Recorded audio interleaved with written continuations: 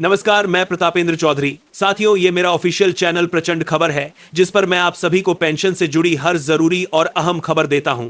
अगर आपने अभी तक हमारे इस चैनल को अभी तक सब्सक्राइब नहीं किया है तो पेंशन से जुड़ी हर जरूरी खबर पाने के लिए सब्सक्राइब नहीं किया है तो पेंशन से जुड़ी हर जरूरी खबर पाने के लिए अभी इस चैनल को सब्सक्राइब करें। अगर आप केंद्रीय कर्मचारी हैं, पेंशन धारक हैं, परिवार पेंशनर हैं या भूतपूर्व सैनिक हैं तो प्रचंड खबर चैनल को सब्सक्राइब करके बेल आइकन जरूर दबा दीजिए ताकि कोई भी जरूरी अपडेट आपसे छूट ना जाए। केंद्रीय कर्मचारियों, पेंशन धारकों, परिवार पेंशन पाने वाले साथियों और स्पर्श पोर्टल से पेंशन लेने वाले सभी लोगों के लिए कई अहम अपडेट्स हैं। इसमें महंगाई भत्ता, महंगाई राहत, एरियर, ग्रेच्युटी, लीव इनकैशमेंट, 8वां वेतन आयोग, स्पर्श पोर्टल की कैलकुलेशन और उम्र के आधार पर मिलने वाली अतिरिक्त पेंशन जैसे विषय शामिल हैं। इन सभी बातों का असर सीधे आपकी सैलरी, पेंशन और मिलने वाली बकाया राशि पर पड़ सकता है। इसलिए पूरी जानकारी ध्यान से सुनिए, क्योंकि कई बार छोटी सी कैलकुलेशन की वजह से पेंशनर को लगता है कि पैसा कम आया है, जबकि असल में भुगतान नियमों के हिसाब से ही हुआ होता है। सबसे पहले बात करते हैं महंगाई राहत और एरियर की। इस समय कई पेंशन धारकों के मन में सवाल है कि खाते में एरियर की रकम कुछ रुपए कम क्यों दिखाई दे रही है। किसी को 2 रुपए, किसी को 3 रुपए और किसी को 4 रुपए तक का अंतर दिख रहा है। ऐसे में लोग सोचते हैं कि क्या स्पर्श पोर्टल से गलती हुई है या सरकार ने कोई कटौती कर ली है। यहां सबसे जरूरी बात यह है कि डीआर का एरियर सीधे 2% निकालकर नहीं बनाया जाता, बल्कि पुराने डीआर और नए डीआर की पूरी राशि निकालकर दोनों के बीच का वास्तविक अंतर देखा जाता है। केंद्र सरकार की ओर से महंगाई राहत और महंगाई भत्ते में बढ़ोतरी के बाद दर 58% से बढ़कर 60% हो चुकी है और यह बढ़ोतरी लागू मानी जा रही है। इसी आधार पर पेंशन धारकों को एरियर दिया जा रहा है, लेकिन कई लोग अपनी बेसिक पेंशन का सीधे 2% निकालते हैं, फिर उसे राउंड ऑफ करके 4 महीने से गुणा कर देते हैं। यहीं पर अंतर आ जाता है। मान लीजिए किसी पेंशनर की बेसिक पेंशन 35,975 रुपए है तो 2% का हिसाब लगभग 719 रुपए 50 पैसे आता है। लोग इसे 720 रुपए मानकर 4 महीने का एरियर 2,875 रुपए 180 रुपए समझ लेते हैं। लेकिन सरकारी कैलकुलेशन में पहले 58% डीआर की पूरी राशि निकाली जाती है, फिर 60% डीआर की पूरी राशि निकाली जाती है और दोनों के बीच का जो राउंड ऑफ के बाद असली अंतर बनता है वही भुगतान होता है। इसीलिए जो बादी राशि निकाली जाती है, वजह से कई मामलों में प्रतिमाह अंतर 720 रुपए की जगह 719 रुपए बन सकता है और 4 महीने में कुल एरियर 2,876 रुपए के आसपास दिखाई दे सकता है। इसलिए अगर खाते में कुछ रुपए का छोटा अंतर आया है तो घबराने की जरूरत नहीं है। अधिकतर मामलों में यह राउंडिंग और सरकारी कैलकुलेशन का असर होता है। पेंशन से जुड़ी कैलकुलेशन हमेशा बेसिक पेंशन, लागू दर, राउंडिंग नियम और प्रभावी तारीख के हिसाब से होती है। इसलिए किसी दूसरे पेंशनर के भुगतान से अपनी राशि की तुलना करना सही तरीका नहीं है। हर व्यक्ति की बेसिक पेंशन अलग होती है, इसलिए उसका एरियर भी अलग बनेगा। अगर आपको बहुत बड़ा अंतर दिखाई देता है या कई महीनों का भुगतान शामिल नहीं दिख रहा है, तभी बैंक, स्पर्श पोर्टल, रिकॉर्ड ऑफिस या संबंधित विभाग से जानकारी ले। लेकिन केवल 2, 3 या 4 रुपए के अंतर को लेकर यह मान लेना कि भुगतान गलत है, सही नहीं होगा। ऐसी जरूरी जानकारी लगातार पाने के लिए प्रचंड खबर को सब्सक्राइब करके रखें। अब बात करते हैं ग्रेच्युटी और लीव इनकैशमेंट की। बहुत से कर्मचारियों और पेंशन धारकों को यह जानकारी नहीं होती कि जब महंगाई भत्ता बढ़ता है तो उसका असर सिर्फ मासिक सैलरी या पेंशन पर ही नहीं पड़ता, बल्कि रिटायरमेंट के समय मिलने वाली ग्रेच्युटी और लीव इनकैशमेंट पर भी पड़ सकता है। खासकर उन कर्मचारियों के लिए यह जानकारी बहुत जरूरी है जो सभी पराधी तरफ से जानकारी बढ़ता है, यह दावा दी तरफ से बंदा बढ़ता है, बल्कि रिटायरमेंट के समय बढ़ता है। जो कर्मचारियों के लिए जानकारी बहुत जरूरी है, हाल ही में रिटायर हुए हैं या जिनकी रिटायरमेंट तारीख उस अवधि में आती है जहां नया डीए प्रभावी हो चुका है, लेकिन घोषणा बाद में हुई है। कई बार कर्मचारी रिटायर हो जाता है और उस समय विभाग पुरानी डीए दर के हिसाब से ग्रेच्युटी और लीव इनकैशमेंट का भुगतान कर देता है। बाद में जब सरकार नई दर पिछली तारीख से लागू करती है तो ऐसे मामलों में भुगतान की दोबारा गणना की जरूरत पड़ती है। अगर किसी कर्मचारी की रिटायरमेंट के समय डीए 58% के आधार पर ग्रेच्युटी और लीव इनकैशमेंट बना था, लेकिन बाद में 60% की दर उसी अवधि से लागू हो गई तो उसे बढ़ी हुई दर के आधार पर अंतर राशि मिल सकती है। यह अंतर कई बार हजारों रुपए तक भी हो सकता है,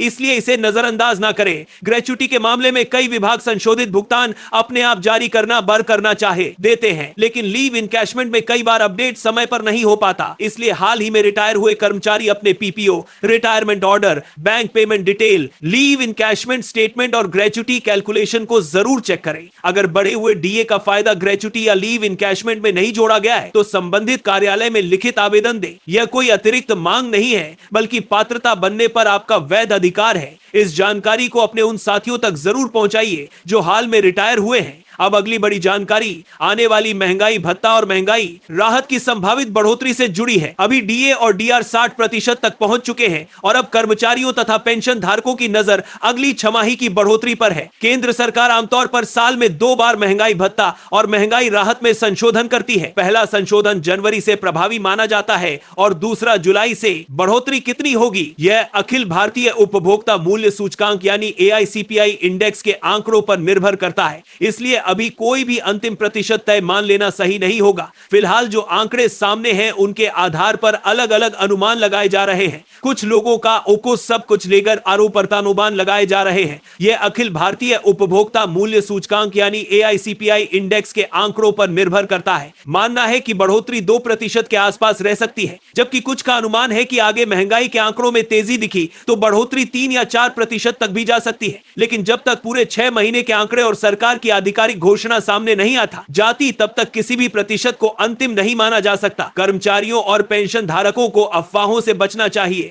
अंतिम फैसला सरकारी अधिसूचना और वित्त मंत्रालय की मंजूरी के बाद ही माना जाता है। अगर आने वाली बढ़ोतरी 2% भी रहती है तो कर्मचारियों की सैलरी और पेंशन धारकों की मासिक पेंशन में राहत मिलेगी। अगर बढ़ोतरी इससे अधिक रहती है तो फायदा और बढ़ जाएगा। इसका असर बेसिक पे या बेसिक पेंशन पर आधारित होता है, इसलिए जिनकी बेसिक राशि अधिक है उनके लिए मासिक लाभ भी अधिक बनेगा। डीए और डीआर बढ़ने से केवल मासिक भुगतान में ही नहीं बल्कि कई रिटायरमेंट लाभों और एरियर कैलकुलेशन में भी बदलाव आ सकता है। इसलिए हर कर्मचारी और पेंशनर को अपनी बेसिक पे बेसिक पेंशन और लागू दर का सही हिसाब समझना चाहिए। ऐसी सरकारी अपडेट्स के लिए प्रचंड खबर को सब्सक्राइब जरूर रखें। अब बात करते हैं 8वें वेतन आयोग की, जिसका इंतजार देश भर के केंद्रीय कर्मचारी और पेंशन धारक कर रहे हैं। 8वां केंद्रीय वेतन आयोग बहुत बड़ा विषय है क्योंकि इससे कर्मचारियों की वेतन संरचना, पेंशन, भत्ते, रिटायरमेंट लाभ और सेवा शर्तों पर असर पड़ सकता है। आयोग अलग अलग पक्षों से सुझाव लेकर मौजूदा वेतन और पेंशन व्यवस्था की समीक्षा करेगा और सरकार को अपनी सिफारिशें देगा। इसीलिए अभी जो बातें चल रही हैं उनमें से कई केवल मांगे और प्रस्ताव हैं। अंतिम फैसला आयोग की सिफारिशों और सरकार की मंजूरी के बाद ही सामने आएगा। पेंशन धारकों की ओर से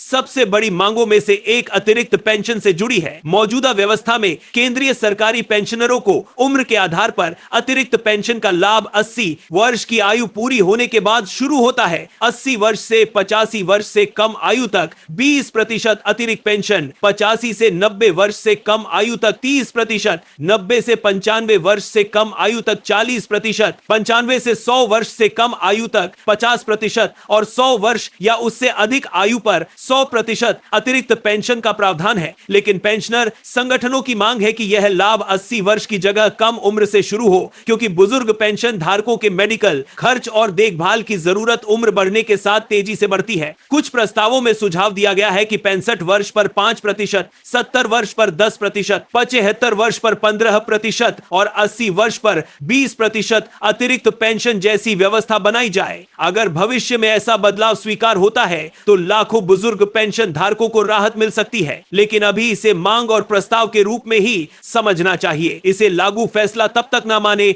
जब तक सरकार की तरफ से आधिकारिक आदेश जारी ना हो जाए। 8वें वेतन आयोग से कर्मचारियों को फिटमेंट फैक्टर, न्यूनतम वेतन, वेतन मैट्रिक्स और भत्तों को लेकर उम्मीद है। पेंशन धारकों को भी उम्मीद है कि पेंशन निर्धारण, परिवार पेंशन, कम्यूटेशन, मेडिकल सुविधा और महंगाई राहत से जुड़े मुद्दों पर बेहतर निर्णय आएंगे। लेकिन वेतन आयोग की प्रक्रिया में समय लगता है। पहले सुझाव लिए जाते हैं, फिर सिफारिशें बनती हैं, फिर सरकार उनका अध्ययन करती है और उसके बाद अंतिम फैसला लागू होता है। इसलिए किसी भी वायरल दावे पर तुरंत भरोसा करने के बजाय आधिकारिक अपडेट का इंतजार करें। अब स्पर्श पोर्टल की बात कर लेते हैं। भूतपूर्व सैनिकों और रक्षा पेंशनरों के लिए स्पर्श पोर्टल महत्वपूर्ण माध्यम बन चुका है। अगर किसी पेंशनर को एरियर में कमी लगती है, पेंशन स्लिप में अंतर दिखता है या बैंक खाते में राशि देर से आती है, तो सबसे पहले अपनी पेंशन स्लिप और स्पर्श पोर्टल पर उपलब्ध विवरण को ध्यान से चेक करें। कई बार भुगतान सही होता है लेकिन कैलकुलेशन समझ ना आने के कारण भ्रम पैदा हो जाता है। स्पर्श से जुड़े मामलों में पेंशनर अपना मोबाइल नंबर, बैंक खाता, आधार से जुड़ी जानकारी, जीवन प्रमाण पत्र और प्रोफाइल डिटेल समय पर अपडेट रखें। अगर कोई विवरण गलत है तो भुगतान में देरी हो सकती है। एरियर की राशि समझने के लिए पेंशन स्लिप में बेसिक पेंशन, डीआर दर, पुरानी दर, नई दर और भुगतान अवधि को मिलाकर देखें। अगर फिर भी बड़ी गड़बड़ी दिखाई दे तो रिकॉर्ड ऑफिस, बैंक या स्पर्श हेल्प डेस्क के माध्यम से शिकायत दर्ज कराएं। इस तरह की जानकारी हर पेंशनर तक पहुंचनी चाहिए, इसीलिए वीडियो को शेयर करें और प्रचंड खबर को सब्सक्राइब करके रखें। कर्मचारियों और पेंशन धारकों के लिए सबसे जरूरी सलाह यही है कि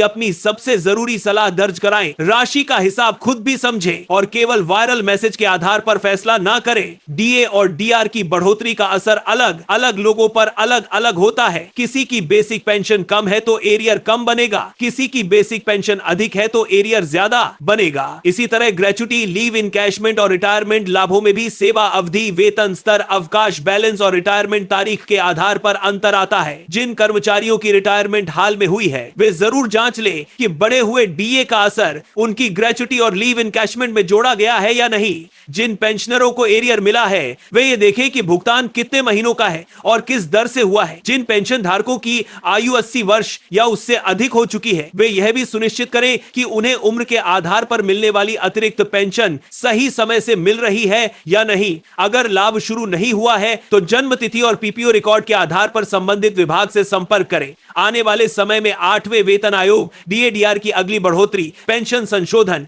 ईपीएस 95, अतिरिक्त पेंशन की मांग, स्पर्श पोर्टल सुधार और रिटायरमेंट लाभों से जुड़ी कई महत्वपूर्ण जानकारियां सामने आ सकती हैं। इसलिए अपने दस्तावेज हमेशा अपडेट रखें। PPO, bank passbook, pension slip, Aadhaar, PAN, जीवन प्रमाण पत्र और विभागीय रिकॉर्ड सुरक्षित रखें। अगर किसी भुगतान में अंतर लगे तो पहले दस्तावेज देखें, फिर कैलकुलेशन समझें और उसके बाद शिकायत दर्ज करें। आज की पूरी जानकारी का सार यही है कि 58% से 60% डीए और डीआर की बढ़ोतरी का असर सैलरी, पेंशन और एरियर पर दिख रहा है। कुछ मामलों में राउंडिंग की वजह से एरियर कुछ रुपए कम लग सकता है, लेकिन वह नियमों के हिसाब से सही भी हो सकता है। हाल में रिटायर हुए कर्मचारियों को ग्रेच्युटी और लीव इनकैशमेंट की दोबारा जांच करनी चाहिए। 8वें वेतन आयोग से उम्मीदें बढ़ी हैं, लेकिन अंतिम निर्णय आधिकारिक सिफारिशों और सरकारी मंजूरी के बाद ही माना जाएगा। अतिरिक्त पेंशन को कम उम्र से शुरू करने की मांग महत्वपूर्ण है, लेकिन अभी इसे लागू फैसला नहीं माना जा सकता। ईपीएस 95 के तहत भी पेंशन धारक लगातार अपनी आवाज उठा रहे हैं। अगर आप केंद्रीय कर्मचारी हैं, पेंशन धारक हैं, परिवार पेंशनर हैं या भूतपूर्व सैनिक हैं, तो इस जानकारी को अपने साथियों और परिवार के लोगों तक जरूर पहुंचाइए। वीडियो पसंद आया हो तो लाइक जरूर कर दीजिए। प्रचंड खबर को सब्सक्राइब करके बेल आइकन भी दबा दीजिए ताकि पेंशन, डीए, डीआर, वेतन आयोग और सरकारी कर्मचारियों से जुड़ी आने वाली हर जरूरी अपडेट आपको समय पर मिलती रहे। जुड़े रहिए। धन्यवाद।